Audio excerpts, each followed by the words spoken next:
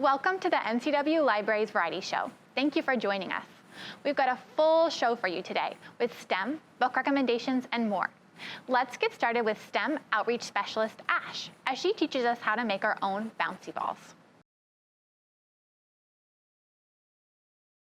Hi, today we are going to make bouncy balls. These are not going to be like your traditional bouncy ball that you buy from the store that is super bouncy, but it is a really fun way to get creative.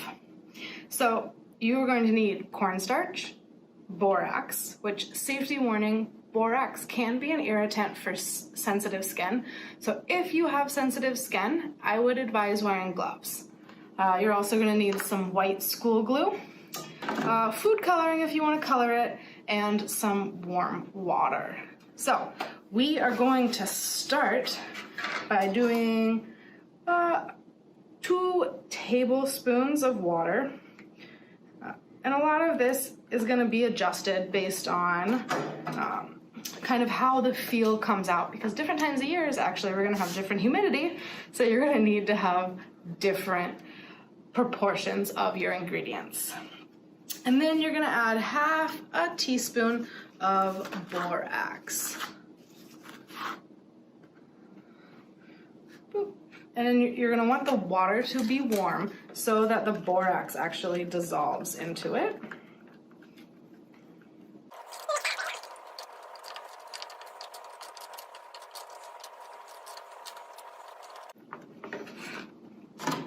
In your other container, you're going to put about 1 tablespoon of the white school glue.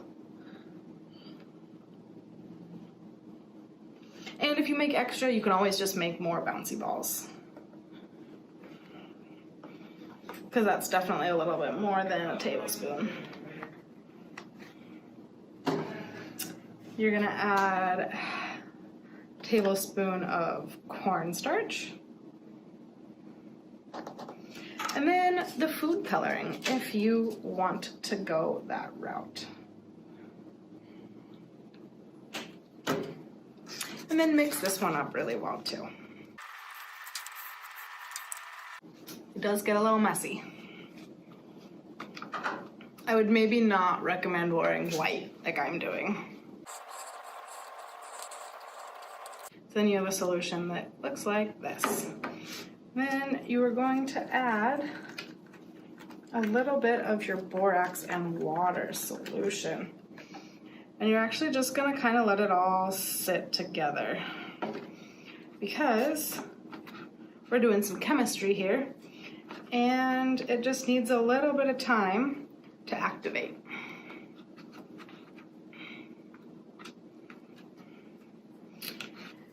So you're gonna let it sit for about 15 seconds.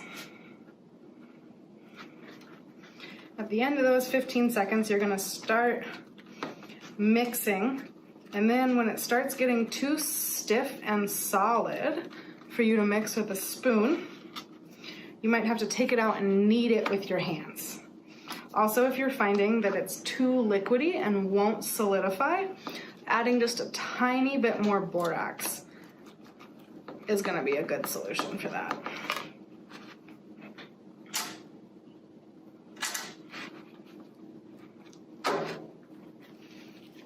And the food coloring will probably dye your hands.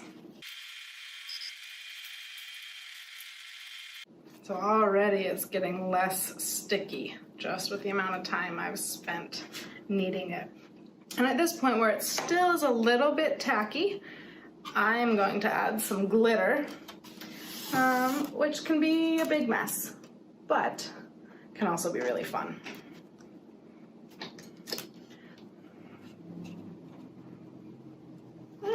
It's not open yet.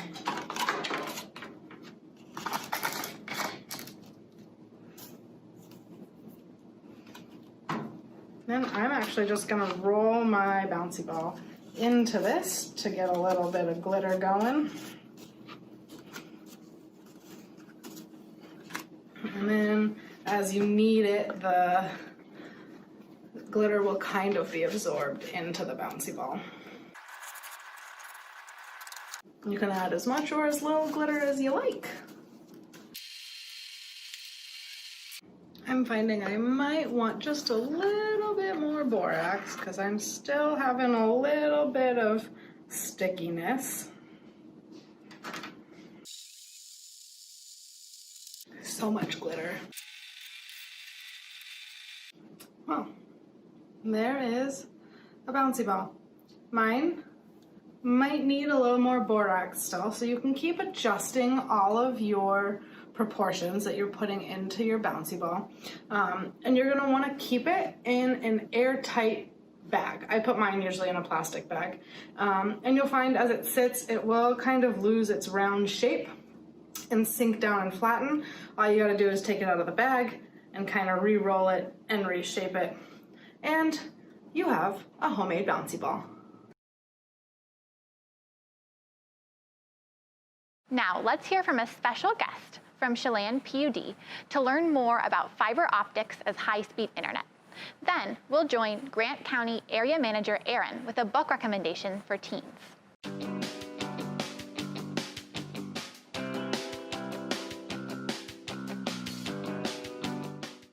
Star-crossed lovers, meddling immortals, feigned identities, battles of wits, and dire warnings.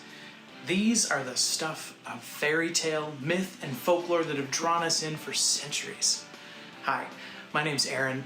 I'm an area manager for North Central Washington Libraries, and I also serve on the Teen Services Committee. And I wanted to tell you about a fantastic book I've been reading this summer that's part of our Summer Reads collection. It's called 1,000 Beginnings and Endings. And it was put together by Ellen O. of We Need Diverse Books, and it includes tales by 15 different best-selling authors who reimagine the folklore and mythology of East and South Asia in short stories that are by turns enchanting, heartbreaking, romantic, and passionate. And I gotta tell you, one of my favorites, actually two of my favorites, are ghost stories. I've never read ghost stories as a thing, like it's never been a thing for me, but the way that the stories are told in here relates to these myths that are just like timeless and classic. And after each of the stories, the author of that story will take a moment and explain where the myth came from and how they arrived at how they retold the story. So it's a fantastic way to learn about cultures that you may not have ever heard of before. Or maybe you are from an East or South Asian culture and this is something that you can use to relate to your own culture from your homeland. Some of the stories involve a mountain losing her heart, two sisters who transform into birds to escape captivity, a young man who learns the true meaning of sacrifice, a young woman who takes up her mother's mantle and leads the dead to their final resting place. That's a good one. From fantasy to science fiction to contemporary, from romance to tales of revenge, all of these short stories will beguile you from start to finish. I highly recommend this book, and I want to let you know this is available on both our Overdrive and Hoopla platforms. That's available on our website, which is ncrl.org, and you can go to the section that has the ebooks and e-audio books, and you can find them there. Happy reading and have a great summer.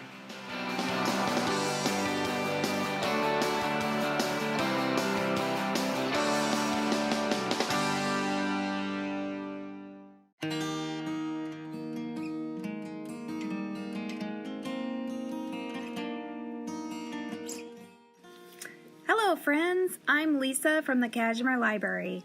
November is Native American Heritage Month, so in honor of that, I suggest reading The Porcupine Year by Louise Erdrich.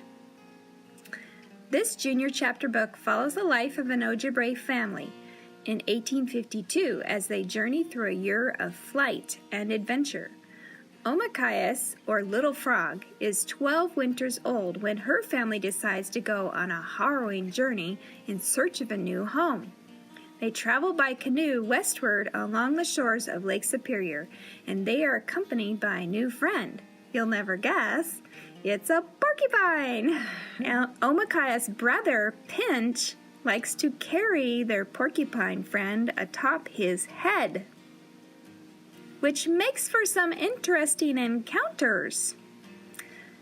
While journeying, they are all sorely tested when unexpected danger, enemies, and hardship come knocking. Can they survive? I loved learning about how the Ojibwe live, what they ate, their customs, and how they supported each other as a family. This book has a Little House on the Prairie feel with a Native American perspective and is the sequel to The Birch Bark House and The Game of Silence. Expand your horizons as you read The Porcupine Year by Louise Erdrich, also available on Hoopla as an e-book and an e-audio book. Happy reading!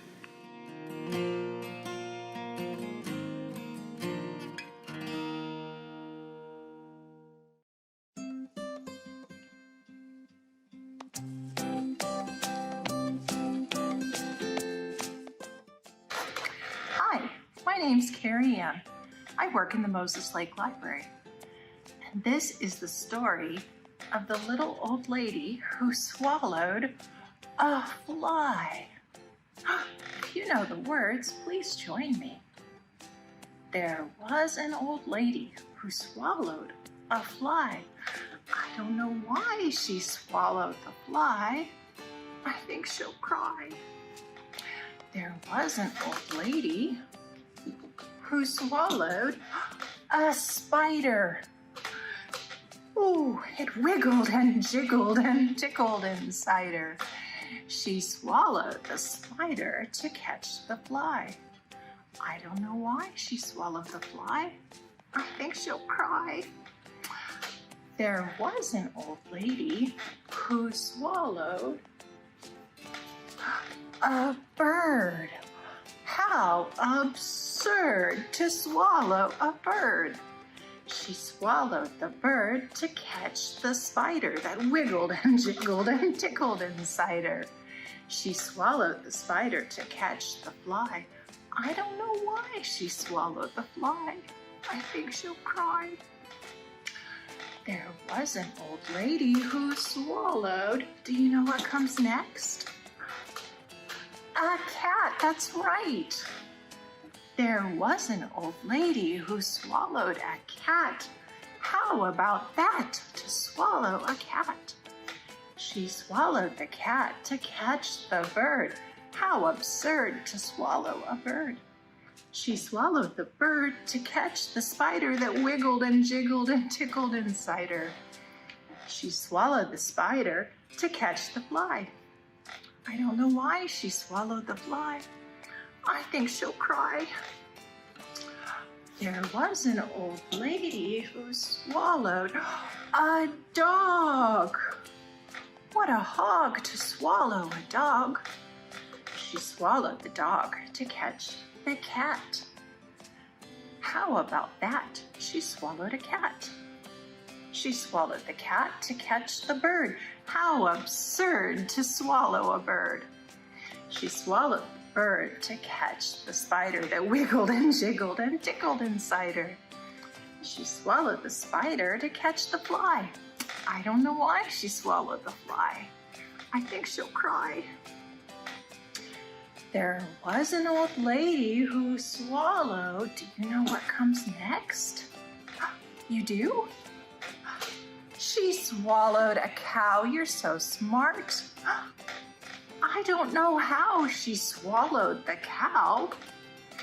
She swallowed the cow to catch the dog. What a hog to swallow a dog.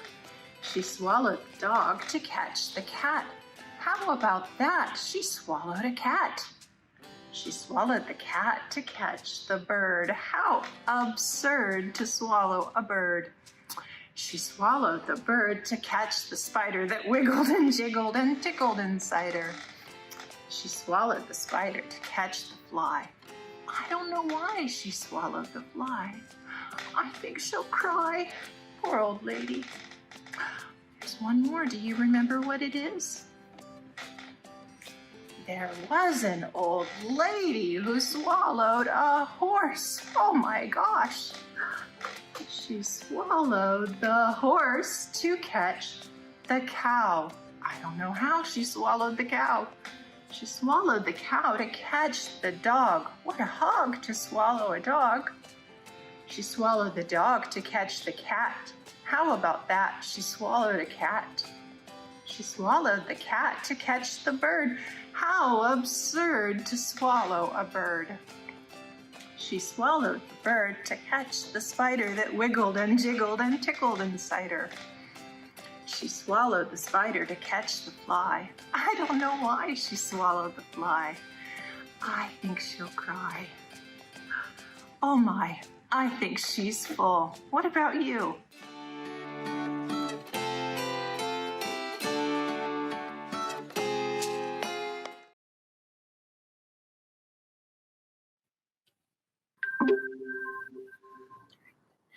All right. Hi, I am Heather from NCRL, the STEM Services Manager, and today we are here with Justin from the PUD, and I was wondering if you can tell us about your position at the PUD. Yeah, absolutely. Like Heather said, I'm Justin Pitterositit. I am the outside fiber plant coordinator for the Grant PUD. So what that means is I oversee the planning and design of all of our physical fiber plants. That's the fiber cable, the conduit, the vault, the splice enclosures, etc. Some kind of quick tidbits on Grant PUD. So we have over 21,000 active subscribers right now on our wholesale network. And as of today, we have about 1,600 shared path miles of fiber plant. So that's a common trench. So there could be, several cables in that. So we've got miles and miles of actual cable throughout Grant County. And by the end of our expansion, we're going to have close to about 3,000 path miles. Wow. Is that underground? Both aerial and underground. Okay, cool. Yeah. So what are fiber optics? So I was thinking about this yesterday to try to break it down in its simplest form. And what I could come up with is it's the transmission of light along glass fibers. Okay. So fiber comes in kind of various sizes and types, but there's always three basic elements of that. There's the core, which is made of silica glass with some other chemicals mixed in. There's the cladding, which is the kind of outside of that, which is made of pure silica glass, and that's permanently fused to that core. Then there's the coating, which of course protects all the glass and whatnot, and that's usually color coded for identification. Okay. What color? So all the lines that we see in town, I guess I'm going off of our script, but all the lines that we see in town, are those fiber optic cables, or those something else? Like, how can a person tell if it's a fiber optic cable, or can we even see them? You probably couldn't tell from the ground if it's fiber or not. Typically, fiber is kind of in the communication space, especially on the pole. I'll get to that in a little bit. Okay, cool. So besides fiber, what are the other options that we have for internet in this area? So specifically kind of in Grant County, like I said, we're serving about 75% of the county right now with fiber optics. The other 25% is coming in about 3 to 4 years. So if you're in that 25%, especially in Grant County, we've got some other options. We've got some wireless towers that you can hit, which gets speeds of up to about 10 megabits per second or what. Some local cable companies offer some cable or DSL internet options. Worst comes to worst, is always the satellite options too. Okay, cool. And what are the bonuses of having fiber optics over a different kind of internet service? It's speed, right? We live in a digital age right now, and we want things now, right? Mm-hmm. A lot of people are working from home. Schools are doing distance learning now. And there's nothing worse than having a slow internet connection. Yes. Right. You're watching a movie, you're trying to listen to something, and it freezes, or you're having a video conference and things start buffering out. I mean, it can get very frustrating. We don't have that issue with fiber. Okay. Right? And so in a couple of years, the goal is for everybody who has internet to have fiber in Grant County. Oh, absolutely. Yeah. And we can get speeds up to 1 gigabit per second, which is so insanely fast that's sometimes hard to comprehend. I mean, you can easily stream 4K content, online gaming. I mean, you name it. Okay. Yeah. Wow. All right. And how did you learn about fiber optics, and what did you find so interesting about it? All right. So I started as a computer-aided drafter probably about, I think, late 2008. And then just kind of started learning. I worked for one of the fiber to the home contractors here in Grant County. And so I just kind of learned the basics of how the fiber optic network works. And then from there, I kind of worked my way up to be a design lead. And so that's putting everything together, how everyone's going to be fed. And then eventually ended up being their engineering manager before I moved over to Grant PUD about a year ago. Okay. And what kind of makes it interesting is, oh, did I go there? Sorry, I got some notes here to make sure I don't forget what I'm saying. Perfect. Yeah, what kind of makes it interesting though is it's kind of like a giant puzzle, right? You got to determine how each house and each customer is going to be fed and from what angle. So that kind of makes it, I mean, every kind of community is a little bit different, but always kind of the same theory behind it. And it's, like I said, mentioned earlier, I mean, connectivity is so important right now that it's kind of cool. I grew up here in Grant County, so it's kind of cool to give that back to the community and kind of help bring this new kind of essential service. Yeah. Very cool. So I know we kind of touched on this already, and so maybe I am just rephrasing this question since I kind of asked it earlier, but how do you know where fiber cables are located? If you can't see them, are they labeled? Do people need to know where they're located, or is that? Right. So typically fiber follows power. So if you have an overhead power line, on the very top is going to be your primary power. Then beneath that is going to be the neutral wire for the power. And then starting 12 inches below that to 40 inches below that is all communication space. So if you're looking at a pole line, that's kind of, you can tell what's communicating. Communication could be fiber, it could be telephone, it could be cable. And then underground, we typically follow power. So if you see a large transformer in the ground, typically we're going to have one of our concrete vaults right next to that as well. Okay, cool. And so where can people find out more about the PUD and the fiber, and when and where it's available? So you can go to our website at grantpud.org. And then from the menu options, we got high-speed network, or you can go directly to grantpud.org/getfiber. Either way is going to take you to our homepage where we have an interactive map there that you're able to enter your address and see, hey, you've got fiber now, or this is when you can expect to have fiber. Okay, cool. And is there anything else about fiber that I didn't touch on, or about the Grant PUD that you want to say before we tell our audience goodbye? We are, this is just kind of an exciting thing to be able to bring, fiber to everyone in Grant County. Not every county does that. So that's something that kind of makes us unique and something that we're very proud of. And it's something, again, that's an essential service nowadays to have people connected so we can have these video conferences and whatnot. So it's very cool. Yeah, cool. All right. Well, thank you, Justin. Yeah, absolutely. Thank you for having me.